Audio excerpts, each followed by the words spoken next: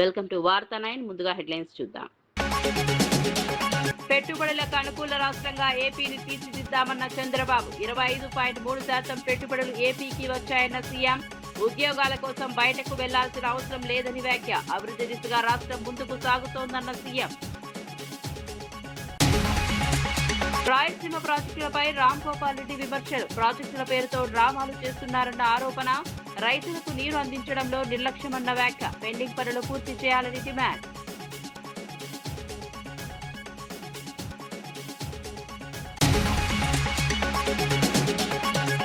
RTC ప్రైవేటీకరణపై Ramachandra Rao ఆరోపణ. ఉద్యోగ భద్రత ప్రమాదంలోనని బీజేపీ హెచ్చరిక. ప్రభుత్వ విధానాలపై తీవ్ర విమర్శలు చేసిన నేత. ఆర్టీసీ భవిష్యత్తుపై చర్చలు మరింత వేగం.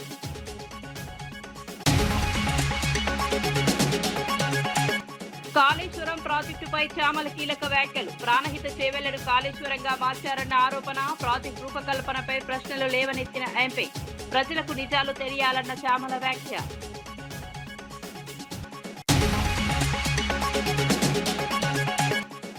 బెంగాల్లో బీజేపీ ప్రభుత్వం ఖాయమన్న మోదీ ధీమా. చొరబాటుదారులపై తృణమూల్కు మోదీ విమర్శలు. సీఏఏ అమలు వేగవంతం చేస్తామని మోదీ హామీ. శరణార్థులకు పౌరసత్వం కల్పిస్తామని ప్రధాని ప్రకటన.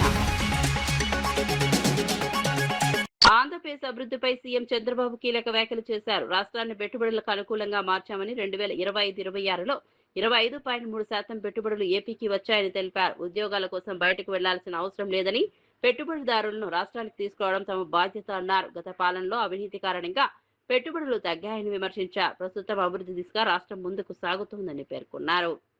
కారణం నన్ను నమ్ముకున్న నా ప్రజలకి ఉద్యోగాలు వస్తాయి, ఈ ప్రాంతం అభివృద్ధి అవుతుందని చెప్పి కూడా నేను మీకు తెలియజేస్తున్నా. 25-26 దేశంలో పెట్టుబడులు చూస్తే 25.3% మన రాష్ట్రానికే వచ్చాయి. ఒక్కసారి గుర్తు చేసుకోండి. 1924 ఇండస్ట్రీస్ ఈ రాష్ట్రంలో పెట్టిన వాళ్ళు పారిపోయారు, రావాలంటే భయపడిపోయారు. అవినీతి పెరిగిపోయింది, వేధింపులు పెరిగిపోయినాయి. ఎప్పుడు కూడా ఎక్కడ విశ్వాసం ఉంటుందో అక్కడే పరిశ్రమలు వస్తాయి. ఆ విశ్వాసానికి మారు పేరు, చిరునామా ఆంధ్రప్రదేశ్ అని మరొక్కసారి విజ్ఞప్తి చేస్తున్నాను. ఇదే ఎన్డీఏ బ్రాండ్. ఉద్యోగాల కోసం మన వాళ్ళు బయట పోయే పరిస్థితులు లేవు. మీరేదో హైదరాబాద్కో చెన్నైకో పోవాల్సిన అవసరం లేదు. ఒక రోజున వాళ్ళు కూడా ఇక్కడికి వచ్చే పరిస్థితి తీసుకొచ్చే బాధ్యత ఈ ప్రభుత్వానిది. ప్రజలు కూడా ఆలోచించాలి. 22 నెలల క్రితం ఉత్తరాంధ్రలో ఎటు చూసినా అభద్రత, భయం, ఆందోళన, మానసిక క్షోభ.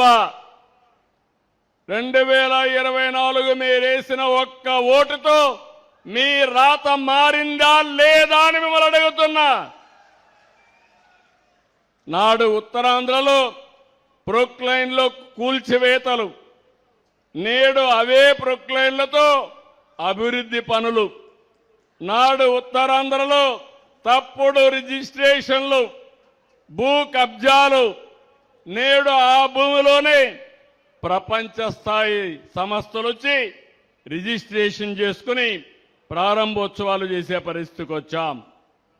ప్రకృతి వనరులు దోచిన పాలకులకు, ప్రకృతి వనరుల్ని సంపదగా మార్చే ప్రభుత్వాలకు మధ్య ఉండే తేడాను మీరు గుర్తించాలి. ఏది విధ్వంసమో ఏది వికాసమో మీరు తెలుసుకోవాలి. ప్రజాప్రభుత్వంలో ఉత్తరాంధ్రలో ప్రతిరోజు పెట్టుబడుల పండుగ జరుగుతూ ఉంది. ఆర్సెలర్ మిత్తల్ స్టీల్ సిటీ వచ్చింది. ఈరోజు న్యూ రెన్యూ వచ్చింది. రేపే ఈ నెల 28న విశాఖపట్నంలో $15 బిలియన్ పెట్టుబడితో అతి పెద్ద సంస్థ విశాఖపట్నానికి వస్తా ఉంది. ఏ డేటా సెంటర్ వస్తుంది. భోగాపురం ఎయిర్పోర్టు జూలైలో ప్రధానమంత్రి గారిని కూడా అడిగాం. జూలై మొదటి వారంలో ఇనాగరేట్ చేస్తున్నాం. పోర్ట్లు, ఎయిర్పోర్ట్లు, హైవేలు, సాగునీటి ప్రాజెక్టుల్ని పూర్తి చేస్తాం. నేను ఈ సభలో చెప్తున్నాను, ఇండస్ట్రీస్ వస్తున్నాయి. ఈ జూన్లోనే వర్షాలు పడతానే గోదావరి నీళ్లు ఉత్తరాంధ్ర సుజల స్రవంతి ద్వారా ఈ ప్రాంతానికి. పులివెందుల నియోజకవర్గంలో ఎత్తిపోతల పథకాలకు నీరు అందించాలని ఎంపీ అవినాష్ రెడ్డి అధికారులను కోరారు. ఆర్టీఓ కార్యాలయంలో విన్నవిస్తూ వేములు, లింగాల మండలాల్లో పరిస్థితి తీవ్రంగా ఉందని తెలిపారు. సాగునీరు లేక రైతులు ఇబ్బందులు పడుతున్నారని చెప్పారు. వెంటనే సమస్య పరిష్కరించకపోతే ఆందోళనకు దిగుతామని హెచ్చరించారు. రైతుల ప్రయోజనాలను దృష్టిలో ఉంచుకుని చర్యలు తీసుకోవాలని డిమాండ్ చేశారు.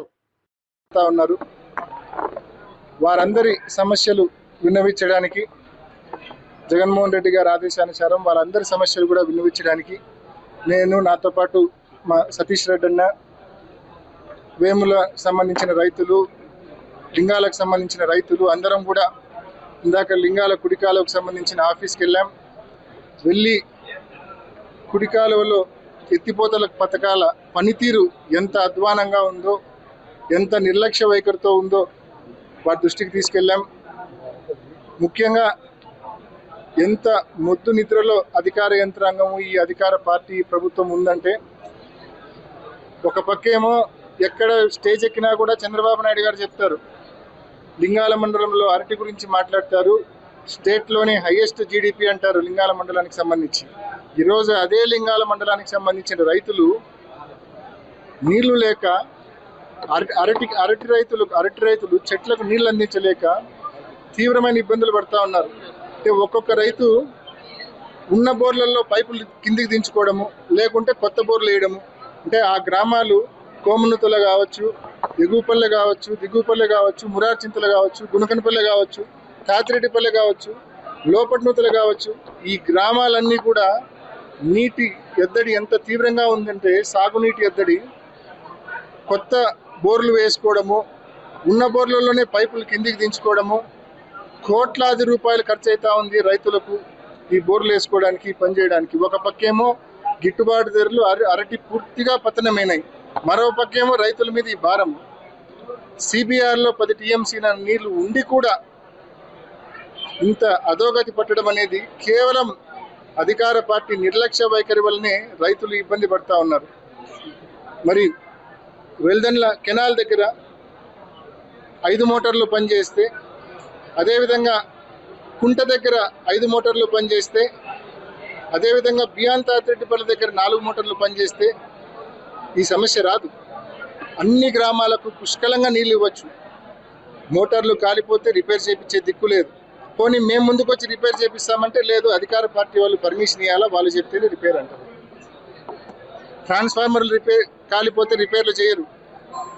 మేము ముందుకు వచ్చి ట్రాన్స్ఫార్మర్లు పెడితే అధికార పార్టీ వాళ్ళు పర్మిషన్ ఇవ్వాలా, వాళ్ళు చెప్తేనే ట్రాన్స్ఫార్మర్. ఏందండి, నీళ్ల కాడ గాలి కాడ కూడా మీ చిల్లర రాజకీయం ఏందండి?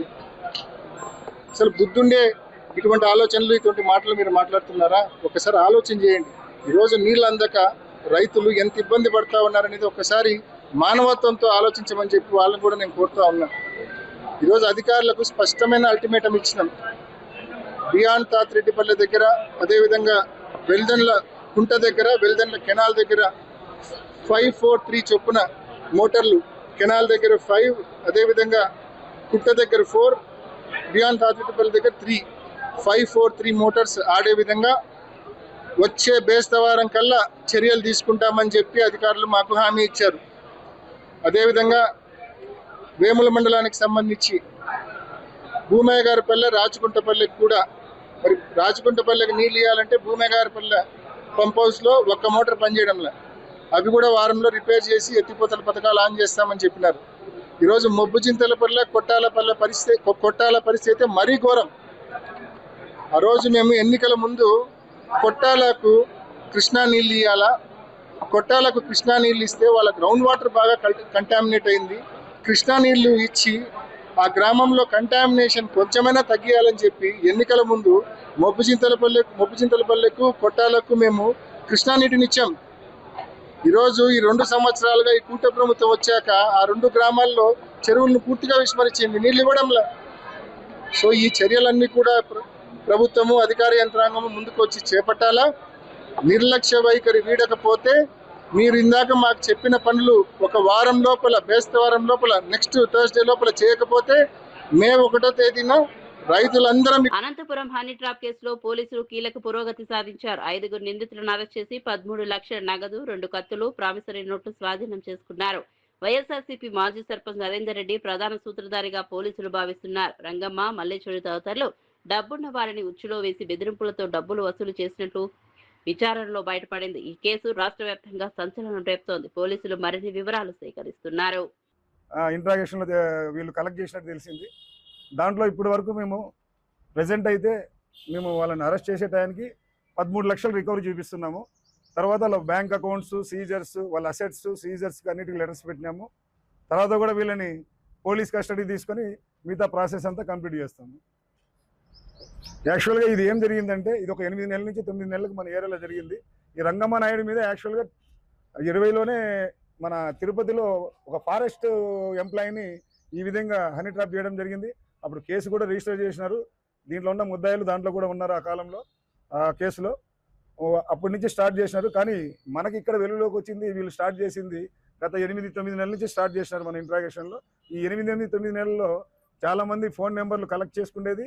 ఆ ఫోన్ నెంబర్తో అంటే ఒక అమ్మాయి కాదు, వాళ్ళకి ఏమైనా తెలిసిన అమ్మాయితో మళ్ళీ ఫోన్ చేపించడము, ఈ విధంగా రూమ్లోకి తీసుకురావడము, వాళ్ళు నూడైన తర్వాత మళ్ళీ ఫొటోస్ వీడియోస్ తీయడము, ఒకడు భర్త మాదిరి ఒకడు అన్న మాదిరి ఈ విధంగా యాక్టింగ్ చేసుకుంటా రాజేష్ అనేటోడు, ప్రకాష్ అనేటోళ్ళు వీళ్ళిద్దరూ ఎక్కువగా ఈ విధంగా అన్న భర్త ఈ విధంగా వాళ్ళు యాక్టింగ్ చేస్తూ వాళ్ళని పంచాయతీ చేయడము, వాళ్ళ దగ్గర నుంచి ఈ విధంగా లక్షల రూపాయలు బ్లాక్మెయిల్ చేసి తీసుకోవడం జరిగింది. బీఆర్ఎస్ నాయకుడు మన్నె క్రిషాంక్ తన భార్యపై జరుగుతున్న దుష్ప్రచారంపై తీవ్రంగా స్పందించారు. ఆంధ్రప్రభ పేరుతో తప్పుడు వార్తలు ప్రచారం చేస్తున్న వారిపై విచారణ జరిపి చర్యలు తీసుకోవాలని డిమాండ్ చేశారు. తనపై రాజకీయంగా ఎదుర్కోవాల్సింది పోయి కుటుంబాన్ని లక్ష్యంగా చేసుకోవడం దుర్మార్గమని మండిపడ్డారు. మంత్రి సీతక్క అంగన్వాడీ టీచర్ల ఫోన్ స్కామ్ ను బయటపెట్టినందుకే తమపై కక్ష సాధిస్తున్నారని ఆరోపించారు. గాంధీ భవన్ లో కేంద్రంగా కాంగ్రెస్ నేతలు సోషల్ మీడియాలో వ్యక్తిగత దాడులు చేస్తున్నారని విమర్శించారు. నిజాలు బయటకు వస్తుందని, చట్టపరంగా పోరాడతామని స్పష్టం చేశారు. వాళ్ళందరూ ఈ మొత్తం ఫ్యాక్టరీ, కాంగ్రెస్ పార్టీ నడిపిస్తున్న ఫ్యాక్టరీ కుటుంబ సభ్యులను కూడా లాగేదైతే చిల్లర రాజకీయాలు చేస్తున్నారో దీన్ని మానుకోవాల్సిందిగా మేము హెచ్చరిస్తున్నాం. పొంగులేటి శ్రీనివాస్ రెడ్డి గారి రాఘవ కన్స్ట్రక్షన్స్ అక్రమ మైనింగ్ ని ప్రశ్నించడం నేరమా?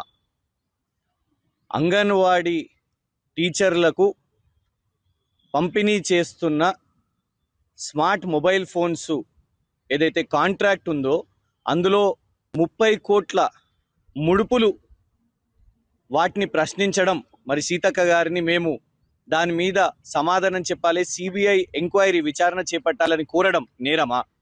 ఇవాళ మేము కాంగ్రెస్ ప్రభుత్వాన్ని ప్రజాస్వామికంగా ప్రశ్నలు అడుగుతున్నాం.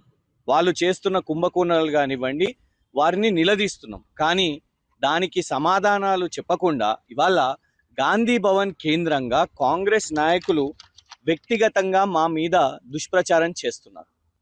కాంగ్రెస్ నాయకులు ఇవాళ వాళ్ళ సోషల్ మీడియాలో మా కుటుంబ సభ్యులు, మా సతీమణి ఫోటోని పెట్టి ఆంధ్రప్రభ అని ఒక తప్పుడు న్యూస్ని క్రియేట్ చేసి, తప్పుడు న్యూస్ ఎందుకంటే ఇవాళటి ఆంధ్రప్రభ మెయిన్ పేపర్లోనే స్పష్టంగా వచ్చింది. ఇది పేపర్ 6వ page state. PC Ghosh commission నివేదికపై హైకోర్టు తీర్పు రేవంత్ రెడ్డి ప్రభుత్వానికి చెంపపెట్టుగా మారిందని జీవన్ రెడ్డి వ్యాఖ్యానించారు. కేసీఆర్, హరీష్ రావును దోషులుగా చూపించే కుట్రలు జరిగాయని ఆరోపించారు. కమిషన్ వేదిక ఆధారంగా ఎవరిపైనా చర్యలు తీసుకోవద్దని కోర్టు స్పష్టం చేసిందని తెలిపారు. కాంగ్రెస్ ప్రభుత్వం ఈర్ష్య, ద్వేషంతో వ్యవహరించిందని అన్నారు. కేసీఆర్ పాలన మెరుగ్గా ఉందని పేర్కొన్నారు. కమిషన్ నివేదిక ఏదైతుందో నువ్వు ఏ కుట్రతోనైతే ఆనాటి ప్రభుత్వ కేసీఆర్ గారికి, హరీష్ రావు గారికి కానీ మీరు సంబంధిత అధికారులకు ఒక విధమైనటువంటి ఒక దోషుల చిత్రీకరించాలని ప్రయత్నం చేసినావు. ఇలా హైకోర్టు రాష్ట్ర అత్యున్నతమైన న్యాయస్థానం ఇలా పీసీ ఘోష్ కమిషన్ నివేదిక ఆధారంగా మీరు ఏ విధమైన చర్యలు చేపట్టడానికి అవకాశం లేదు స్పష్టంగా పేర్కొన్నది. పీసీ ఘోష్ కమిషన్ నివేదిక ఆధారంగా కాళేశ్వరం ప్రాజెక్టుకు సంబంధించి మీరు ఎవరి మీద ఏ విధమైనటువంటి ఒక చర్యలు చేపట్టే అవకాశం లేదు. అంటే ఏ విధమైన నేర ఆధారితమైనటువంటి యొక్క ఆధారాలు అందులో లేవు. ఏ విధమైన నేర ఆధారితమైన ఆధారాలు అందులో లేవు. అంత స్పష్టంగా పేర్కొందని చెప్పి అంత స్పష్టంగా పేర్పడికి ఏదైతుందో కళలో కేసీఆర్ కనబడతాడు రేవంత్ రెడ్డికి. రేవంత్ రెడ్డి గారి కళలో ఎవరు కనబడతారు? కేసీఆర్ కనబడతారు. అబ్బా కొడుక మళ్ళీ కేసీఆర్ వచ్చా, మళ్ళీ కేసీఆర్ వచ్చా. నువ్వు సకనుడు మీద అంత తొందరగా కేసీఆర్ గుర్తుకొస్తాడా? ఏదైనా ఇప్పుడు అన్నాడు దశాబ్ద కాలం తర్వాత ఇంకా మెరుగైన పాలన మేమందరం కూడా ఉన్నాం. వీళ్ళు కేసీఆర్ గారు 2 పర్యాయాలు ముఖ్యమంత్రి ఏదైతుందో ఈ రాష్ట్రాన్ని జాతీయ స్థాయిలో అంతర్జాతీయ స్థాయిలో నిలబెట్టడం జరిగిందో ఇంతకంటే మెరుగైతే బాగుంటుంది. ఇప్పటికే నేడు పీసీ ఘోష్ కమిషన్ నివేదిక చెల్లుబాటు కాదు, దాని ఆధారంగా ఏ విధంగా చర్యలు తీసుకోవడం సాధ్యం కాదు. హైకోర్టు సుస్పష్టంగా పేర్కొని చెప్పంటారు. మీ శాపనార్థాలు ఏదైతుందో మీ కుతంత్రాలకు ఏదైతుందో తెరబడ్డది. కాళేశ్వరం ప్రాజెక్టుపై ఎంపీ చామల కిరణ్ కుమార్ రెడ్డి కీలక వ్యాఖ్యలు చేశారు. అసలు ఇది ప్రాణహిత చేవల ప్రాజెక్టుగా కాంగ్రెస్ హయాంలో రూపొందించబడిందని గుర్తు చేశారు. కేసీఆర్ దీన్ని హైజాక్ చేసి కాళేశ్వరంగా మార్చారని ఆరోపించారు. ప్రాజెక్టు రూపకల్పనలో సరైన ప్రణాళిక లేకుండా నిర్ణయాలు తీసుకున్నారని విమర్శించారు. భారీ వ్యయంతో నిర్మించిన ఈ ప్రాజెక్టుపై ఇప్పుడు అనేక ప్రశ్నలు తలెత్తుతున్నాయని అన్నారు. ప్రజలకు నిజాలు తెలియాల్సిన అవసరం ఉందన్నారు. దీన్ని హైజాక్ చేసి ఏదో రాత్రిపూట ఫామ్ హౌస్ లో వండుకొని ఏదో చంద్రుడిని చూసుకుంటామన్నాడో చుక్కలు చూసుకుంటామన్నాడో కానీ ఏదో ఉపాయం వచ్చింది. దీన్ని ఇట్లా కట్టి ఇక్కడ తీసుకొస్తే చాలా నీళ్ళు వస్తే ఈ నుంచి ఇట్లా పంపు చేద్దామని చెప్పి ఆయనే రాత్రి విశ్వేశ్వరయ్య అయ్యి మ్యాపులు తెప్పించుకొని మ్యాప్లనే చూసుకుంటా పైనుంచి గీడ కట్టుర్రి, గీ నుంచి గీడికి పోయాలి, అవసరమైతే పంపులు పెట్టుర్రి, ఆ పంపులు ఎంతలా ఉంటాయో దాని కరెంటు బిల్లు ఎంత ఇద్దో, రైతుకిచ్చే నీళ్లకు పెట్టే కరెంటు బిల్లు మీద పెట్టుబడి ఎంత ఇద్దో ఏమీ అంచనాలు లేవు. గ్రావిటీ ఉందా లేదా, ఎంత ఎత్తు మీద కడుతున్నాం ప్రాజెక్టు, ఎన్ని లిఫ్ట్లు పెట్టాల్సి వస్తుంది, ఏం లేదు. బ్రాండ్ ఇది నేను చెప్పలే, కేటీఆర్ గారే చెప్పారు. కాళేశ్వరం ప్రాజెక్టు కేసీఆర్ బ్రాండ్ అని చెప్తుండే నిన్న ప్రెస్ మీట్లో. మీరు బ్రాండ్లు చేసుకోనికే, మీరు మీ చరిత్రను తిరగరాసుకోనికే మీరు తెలంగాణ ప్రజలు మిమ్మల్ని ముఖ్యమంత్రి చేసిరా. లక్షల కొద్ది రూపాయలు ఖర్చు పెట్టి మీరు బ్రాండింగ్ చేసుకుంటారా? బ్రాండ్ కావాలంటే ఎల్వీ షర్టో ఎల్వీ షూజో కొనుక్కొని పోతే ప్యారిస్కి పోయో ఎన్నో పోయి కొనుక్కొచ్చుకుంటే బ్రాండ్ అవుతావు. నువ్వే బ్రాండ్ కావాలనుకోవడం, ఈ కాళేశ్వరం కట్టుడు అనేది ఎంత పెద్ద పొరపాటు. ఇవాళ ఏమంటాడు, అదే బ్రాండ్ అంటున్నావు కదా. మరి దక్షిణ తెలంగాణలో కాంగ్రెస్ పార్టీ హయాంలో కట్టిన పెండింగ్ ప్రాజెక్టుల కోసం 10,000 కోట్లు ఖర్చు పెట్టుంటే 5 లక్షల ఎకరాలకు నీళ్లు పారేది. కానీ ఇంట్రెస్ట్ లేదు. ఎందుకు లేదు తెలుసా అండి? ఎందుకంటే బ్రాండ్. ఎవరు బ్రాండ్? కేసీఆర్ బ్రాండ్, మా కుటుంబం బ్రాండ్, కేసీఆర్ తర్వాత కేటీఆర్ బ్రాండ్, లేకపోతే Harish Rao brand, Kalvakuntla family brand. ఈ బ్రాండ్ కోసమే 1600 మంది బలిదానాలు, నీళ్లు, నిధులు, నియామకాల నినాదాలు, కట్టెడు అబద్ధాలు, పిట్టల ద్వారా పిట్ట కథలు ఇన్ని చెప్పి మళ్ళీ నిన్న వచ్చిండు. నిన్న మళ్ళీ మొదటికి అందుకుండు, నిన్న కొద్దిగా ఛార్జింగ్ వేయండు కొద్దిగా చాలా రోజుల తర్వాత. ఇక వచ్చిన ఇక చూస్తా, ఇక చేస్తా, ఇక లేస్తుంది వస్తుంది అంటుండే. ఏందో ఆయన ఏందా వచ్చేది? మొత్తం సచ్చేదాకా దీన్ని చంపిపోతుంది తెలంగాణ. 8 లక్షల కోట్లు అప్పు చేసి ఇక నువ్వు వచ్చేదేంది, అది లేచేదేంది, నీ ఎమ్మటి వచ్చేదేంది. ఇక నువ్వు లేచినావు కదా, నీకు నిన్నమన్న ఆరోగ్యమైన కుదుట పడ్డట్టుంది. ఇక నీకు మూమెంట్ రాగానే అందరికి మూమెంట్ రావాలని నువ్వు వచ్చాడు చౌరస్తాల జీవన్. అనంతపురంలో ఈ నెల 26న నిర్వహించే బీసీ గలం సభను విజయవంతం చేయాలని వైఎస్ఆర్సీపీ నాయకులు పిలుపునిచ్చారు. బీసీలకు ఇచ్చిన హామీలను కూటమి ప్రభుత్వం విస్మరించిందని విమర్శించారు. ఆర్థిక సామాజిక అభివృద్ధి కార్యక్రమాలు నిలిచిపోయాయని ఆరోపించారు. ఉపాధి అవకాశాలు తగ్గాయని, విద్యా సంక్షేమ రంగాల్లో అన్యాయం జరుగుతోందని పేర్కొన్నారు. బీసీ వర్గాల సమస్యలను ఈ సభలో ప్రస్తావించి ప్రభుత్వ వైఫల్యాలను ఎండగడతామని తెలిపారు. రాష్ట్ర వ్యాప్తంగా ప్రజలు పాల్గొనాలని కోరారు. కానీ ఈ రోజు ఈ కూటమి ప్రభుత్వంలో బీసీలలో వచ్చేసి అనగదొక్కే ధోరణిలో కూడా ఈ రోజు కూడా పోతా ఉంది. ఒక సంక్షేమ కార్యక్రమాలు ఇచ్చే దాంట్లోనే కాకుండా ఈ రోజు ఏదైనా కానీ బీసీ వారు గలమిప్పితే, వారికి జరిగిన అన్యాయాన్ని గలమిప్పితే చాలు, ఈ రోజు వారి పైన కూడా తప్పుడు కేసులు పెట్టి వారిని అనేక రకాల కూడా ఈ రోజు కూడా సతమతమయ్యేటట్టు విమర్శ చేస్తూ ఉంది ఈ ప్రభుత్వం, కూటమి ప్రభుత్వం. ఈ పరిస్థితుల్లో ఐకమత్యంగా కూడా వెనుకబడిన కులాలన్నీ కూడా ఒక చోట చేర్చి ముందుకు పోయేదే కాకుండా వారి హక్కులను పరిరక్షించుకోవడానికి ఒక ప్రణాళిక రూపొందించుకోనికి వైఎస్ఆర్ కాంగ్రెస్ పార్టీ ఆధ్వర్యంలో జోనల్ మీటింగ్ అనేది కూడా జరుగుతోంది. జోనల్ అంటే 5 జిల్లాలకు సంబంధించి కూడా అనంతపురం, సత్యసాయి, కర్నూలు, నంద్యాల, కడప 5 జిల్లాల మీటింగ్ కూడా ఇక్కడ జరుగుతూ ఉంది. ముఖ్యంగా బీసీ రాష్ట్ర వైఎస్ఆర్ కాంగ్రెస్ పార్టీ బీసీ యొక్క రాష్ట్ర అధ్యక్షులు రమేష్ యాదవ్ గారు, అలాగే వర్కింగ్ ప్రెసిడెంట్ రమేష్ గౌడ్ యొక్క ఆధ్వర్యంలో ఈ అనంతపురంలో కూడా జరుగుతుంది. దీనికి అందుకోసమే అందరికీ కూడా నేను మనవి చేస్తున్నాను. ముఖ్యంగా అనంతపురం జిల్లాలో ఉన్న అందరూ కూడా వెనుకబడిన కులాల వారు, నాయకులు, కార్యకర్తలు పెద్ద ఎత్తున రేపు 26వ తేదీ లలిత పరిషత్తులో 10 గంటలకు జరిగే ఈ సమావేశానికి ప్రతి ఒక్కరు కూడా వచ్చి ఆ సమీక్షలో కూడా పాల్గొని వారి యొక్క విలువైన సూచనలు కూడా ఇవ్వాలని చెప్పేసి కూడా వైఎస్ఆర్ కాంగ్రెస్ పార్టీ తరఫున మేము అభ్యర్థిస్తున్నాం. మరీ ముఖ్యంగా సమన్వయకర్తలు, ఈ అనంతపురం జిల్లాలో పార్టీ యొక్క సమన్వయకర్తలు, అసెంబ్లీ సమన్వయకర్తలు అందరినీ కూడా దీంట్లో కూడా దాన్ని జయప్రదం చేసే దాంట్లో పెద్ద ఎత్తున కూడా శ్రద్ధ వహించాలని చెప్పేసి వారందరినీ కూడా నేను మనవి చేస్తున్నాను. ఈ నెల 26వ తేదీ నుండి రాష్ట్ర వ్యాప్తంగా కూడా ఆర్టీసీని ప్రైవేటీకరించే యత్నం జరుగుతోందని బీజేపీ రాష్ట్ర అధ్యక్షుడు రామచంద్రరావు ఆరోపించారు. ఈ నిర్ణయం అమలు అయితే ప్రజా రవాణా వ్యవస్థపై తీవ్ర ప్రభావం పడుతుందని హెచ్చరించారు. కార్మికుల ఉద్యోగ భద్రత కూడా ప్రమాదంలో బయటపడుతుందని పేర్కొన్నారు. ప్రభుత్వ విధానాలపై తీవ్ర విమర్శలు చేశారు. ఈ వ్యాఖ్యలతో రాష్ట్రంలో రాజకీయంగా చర్చలు వేడెక్కాయి. ఆర్టీసీ భవిష్యత్తుపై అనిశ్చితి పెరుగుతోందని అభిప్రాయాలు వ్యక్తమవుతున్నాయి. కార్మికులు 41 రోజులు నోటీస్ కూడా ఇవ్వడం జరిగింది.